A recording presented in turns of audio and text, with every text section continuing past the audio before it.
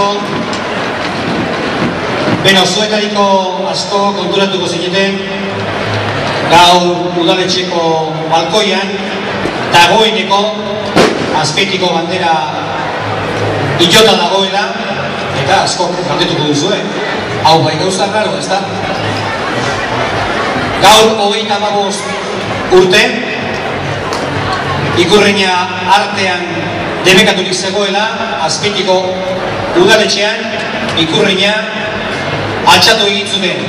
1977 zen, Imanol Egiaz agitu zen, eskutitxo bat, ohar bat irakurtzen, eta gaur pentsatu dugu, haiek egindako lana eskertuz, gaur Azpeitiko bandera igo beharrean, Ikurriña igoko dugula.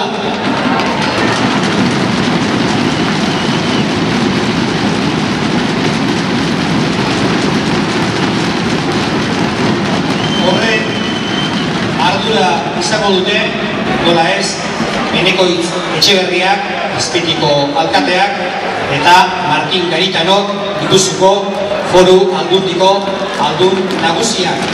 Eta